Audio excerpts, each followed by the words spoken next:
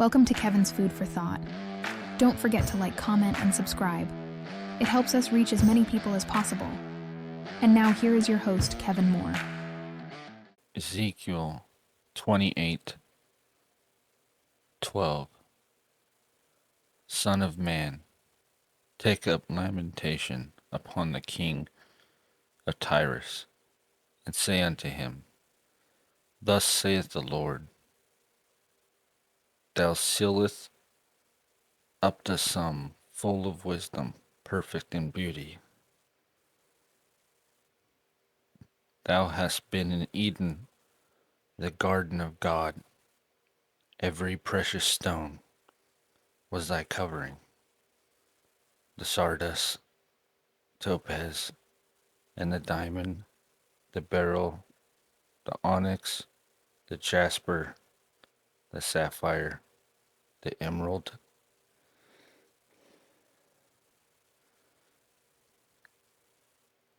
There's one I can't pronounce. And gold, the workmanship of thy tabrets and of thy pipes was prepared in thee in the day that thou wast created.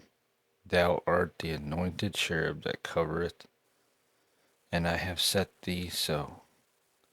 Thou wast upon the holy mountain of God. Thou hast walked up and down in the midst of the stones of fire. Thou wast perfect in thy ways from the day that thou wast created, till iniquity was found in thee. Excuse me. By the multitude of thy merchandise, they have filled the midst of thee with violence, and thou hast sinned. Therefore I will cast thee as profane out of the mountain of God, and I will destroy thee, O covering cherub, from the midst of the stones of fire. Thine heart was lifted up because of thy beauty. Thou hast corrupted thy wisdom by reason of thy brightness. I will cast thee to the ground. I will lay thee before kings, that they may behold thee.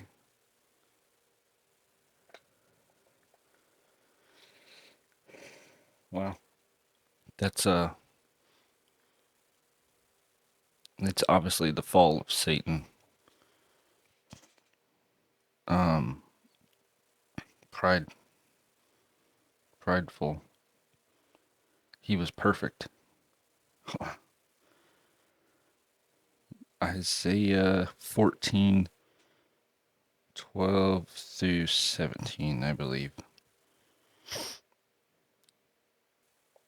How art thou fallen from heaven, O Lucifer, son of the morning?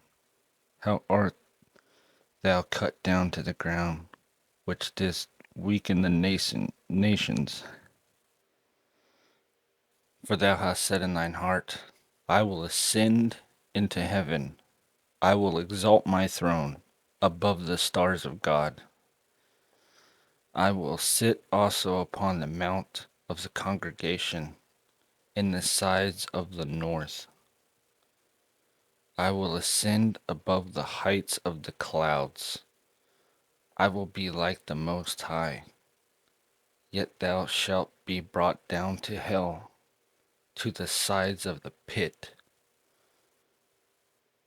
They that see thee shall narrowly look upon thee, and consider thee, saying, Is this the man that made the earth to tremble? That did shake kingdoms? That made the world as a wilderness, and destroyed the cities thereof?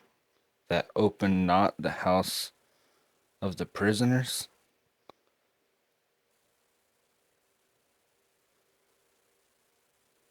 Wow. So they're going to see Satan and they're not going to be impressed by him at all.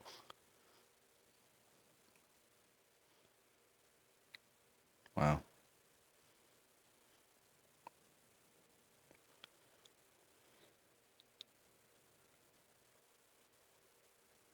Proverbs 29:23. A man's pride shall bring him low, but honor shall uphold the humble in spirit. A man's pride shall bring him low, down.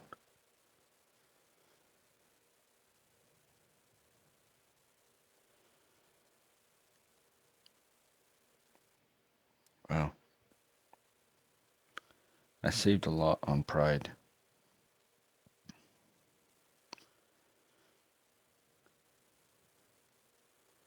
First Timothy 3:6. Not a novice, least being lifted up with pride, he fall into the condemnation of the devil. Okay, so let's check ourselves here.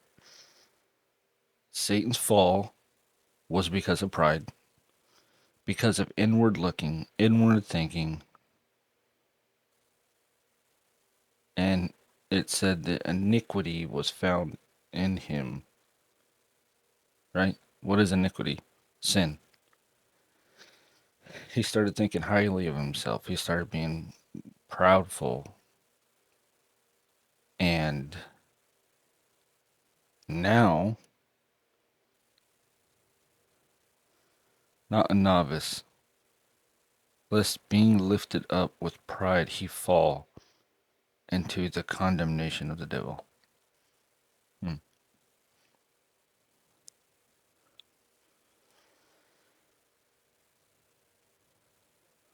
Let's find another one. Hmm. This one's probably my favorite. Luke 10:18. We'll go here. No, 10:17 through 21. And the 70 returned again with joy, saying, Lord, even the devils are subject unto us through thy name. Excuse me, I'm burping up coffee. And he said unto them, I beheld Satan as lightning fall from heaven. Behold, I give unto you power to tread on serpents and scorpions, and over all the power of the enemy. All the power of the enemy. That's a bold statement. That right there could, be a sermon. And nothing shall by any means hurt you. Notwithstanding, in this rejoice not that the spirits are subject unto you, but rather rejoice, because your names are written in heaven. In that hour, Jesus rejoiced in spirit and said, I thank thee, O Father, Lord of heaven and earth, that thou hast hid these things from the wise and prudent, and hast revealed them unto babes. Even so, Father, for so it seemed good in thy sight.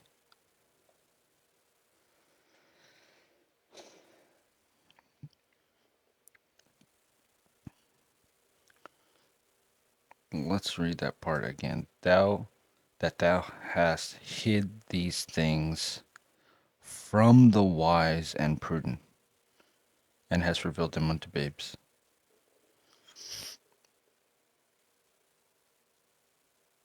By not serving God. This is what I see. Hold on a second. I need more coffee.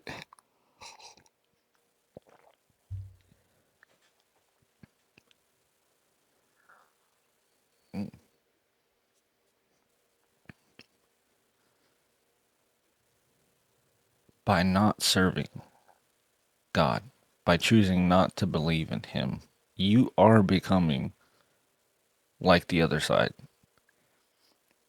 By not trusting the Bible,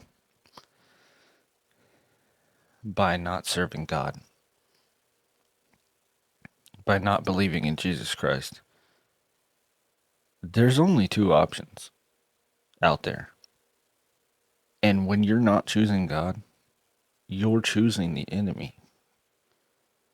A lot of people walk away from the faith or were raised in church and they walk away, or, you'll hear them say, I grew up.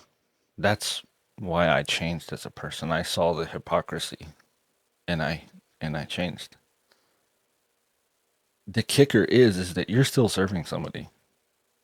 You're just not serving the right one. And you tell people that you don't want to be preached to. And by some of the words that you choose to say, you're telling people that, look, I'm not going to believe how you believe. You're never going to get to me. You're never going to prove to me that the Bible's real. You're never going to prove to me that God is real. You run into so many people who think that they're so more intelligent than Christians. They don't understand how a Christian could believe some of the things in the Bible. And 9 times out of 10, when you interact with a person like that, they're not even well read in the Bible. They do what a lot of Christians nowadays do. They quote men and not the Bible. Because most of the preachers that I experienced in, the 80s and 90s, I still hear people quote them, and they're not they're not quoting the Bible. They're quoting a man, a perfectly imperfect man. And I think that's where, you know, one of the ways that some of the churches get off in their ways is because they're quoting men, and they're not quoting Jesus Christ. They're not quoting the Word of God. And so then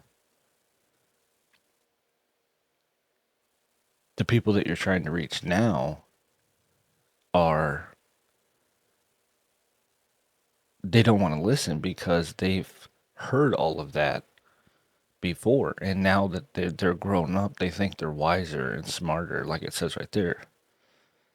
I think that you've hid these things from the wise and the prudent,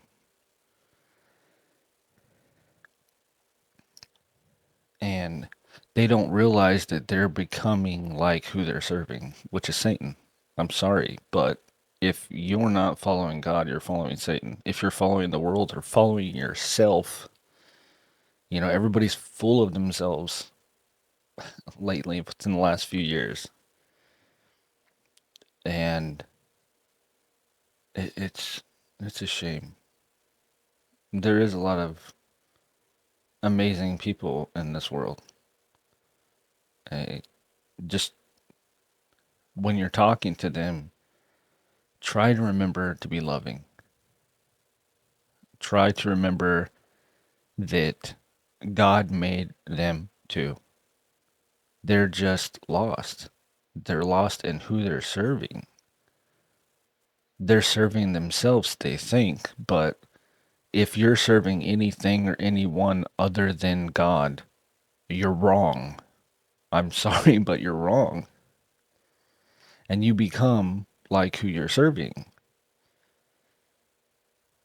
Trying to talk to people within the last couple of years, the amount of pride that you see when you're trying to read somebody and the amount of intelligence that they're trying to portray is astonishing.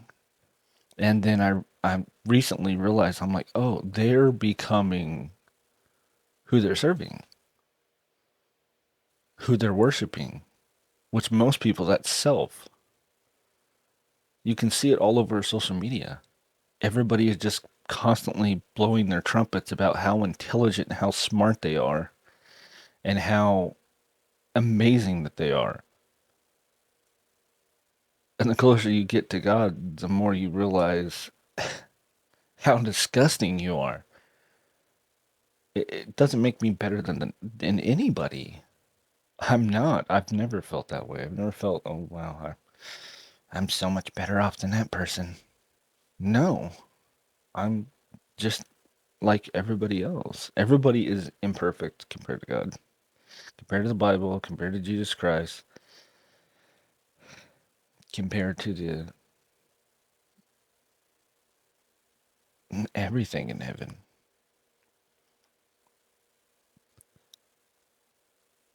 I'm lacking. And that's the truth. What sucks is that the world expects Christians to be perfection, even though they themselves are not perfect. They put that standard on us as a Christian. And it's a shame that they build a standard for us that they themselves can't live by. But that's what the enemy does. He this is what the enemy does. He'll build a standard that he couldn't even uphold. And he'll build a standard and he'll get people so frustrated with Christianity, was so frustrated that they can't ever live up to the Bible, that they can't ever live up to God. You know, in the 80s and 90s, a lot of people were raised like me that everything that you did, God was going to get you for. How is that salvation?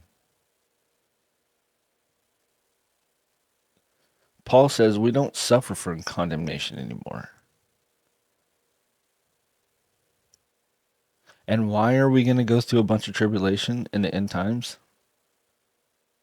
If we're in Christ and He is within us and we've accepted Christ, how are we? God's not going to give us a gift and then take it back, is He? Why do we have to go through tribulation? That's one of the things. That's why I wanted to talk about pride, is that I see so many people out there that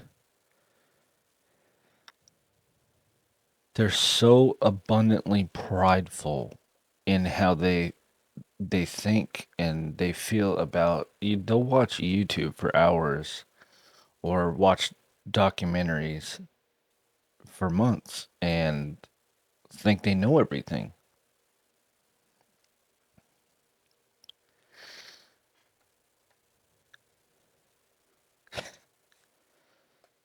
They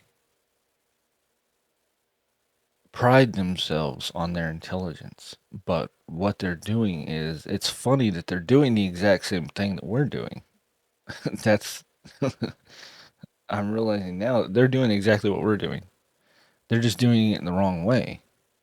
They're listening to men again. It's funny that in their youth they were listening to men misquote the Bible and they have something against that. But now they're grown up, they're more wise, they're more intelligent, they're more prideful than everybody else, and they're listening to men of the world talk about the world and they just believe them because this scientist is from Egypt. So I'm going to believe him. Or this scientist just gives me all of the facts. So I'm just going to believe them. Well, yeah. Do you know if that guy beats his wife?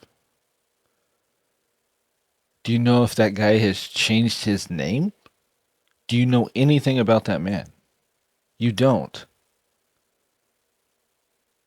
And you're going to turn around and tell me that I'm wrong because I believe the Bible? We're not so different.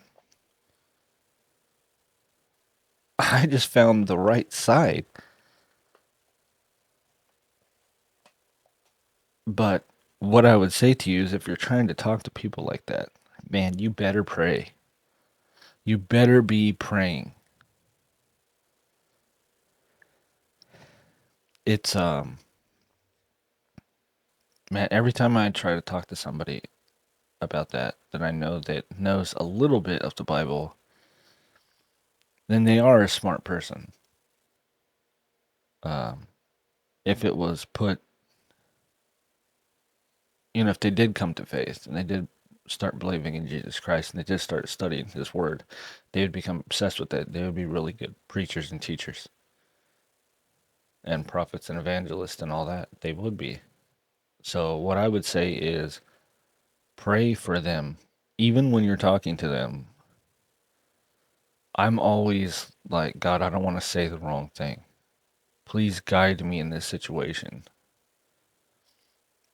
I'm imperfect, but you're perfect. You know what needs to be said, what should be said, and what shouldn't be said.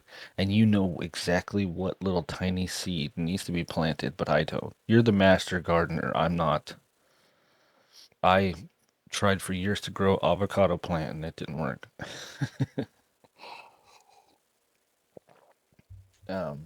I tried to grow a cherry tree from seeds that I was spitting out, and that didn't work either. I babied them in the bag, and then, I forgot about them. God doesn't forget. He knows what seeds need to be planted. He's perfect in all ways. Man, it's early. Maybe we should read another one.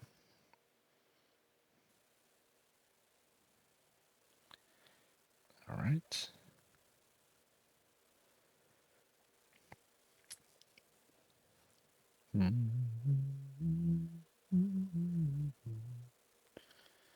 Did I already read this one?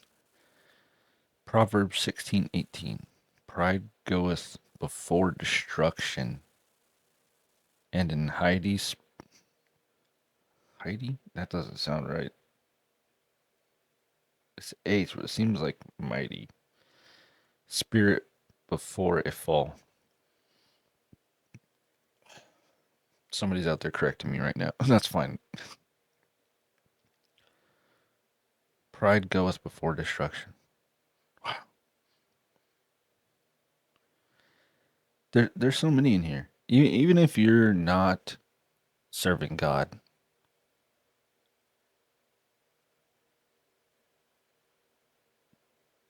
dig in the Bible. If you have family members that are Christians and you want to war against them and you want to prove them wrong, why don't you study that thing? Study it. Try to prove me wrong. I was telling a buddy at work once. I'm like, man, if you want to, do you ever see me where I don't get involved in a conversation? And he's like, yeah. He's like, I just figured you have nothing to say. I'm like, the reason I have nothing to say is because I don't know anything about the subject. Like, I'm a smart man, but some things I just wing it, and I'm right a lot of the time. But I'm like, if I'm not well researched in something, I'm not going to talk about it.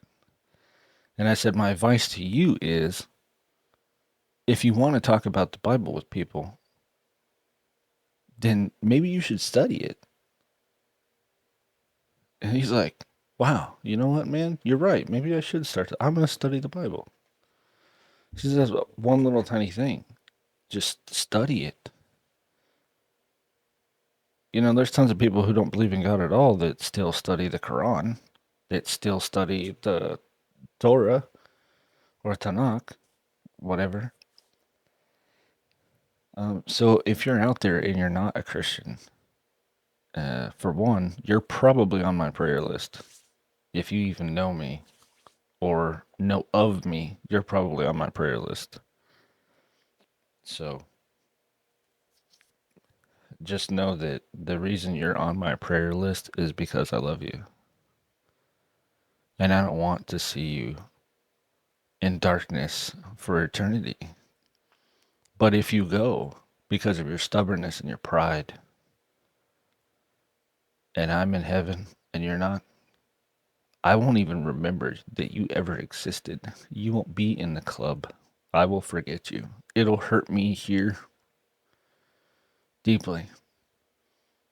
But when I die, you'll never existed to anybody. Nobody. Completely erased. I will not cry for you. I will not mourn for you. You'll be gone away from everybody's minds forever. And I don't want that for you. I want you to make it. You're my brother. You're my sister. And I want you there. This earth is temporary. Don't let your pride pull you away from the ultimate prize, the ultimate gift. Some of the people that I know are so competitive in life. They're so competitive. But they won't be competitive in the Bible. They won't be competitive in the Lord. They won't run the race of life and set up their treasures in heaven. All of these sermons are connected. It's all connected. Pride, treasures in heaven, being loving. These are all important things. These are how we should live. Let it consume you and become who you are. I love you guys. I pray for you. And the next episode, I will have a special guest, my mom, Deborah. I'm excited about that because the conversations that we have, I'm like, Mom, we should be recording this. Like, we should be recording this. She's like, you're not recording this right now, are you? I'm like, no, but we should be. I should be recording this. And I just figured out how to make that all work. So I'm going to phone her in on the next episode and we're going to do an in-depth study on the Nephilim. So stick around and that's going to be exciting. Peace. Thank you for watching, and Godspeed.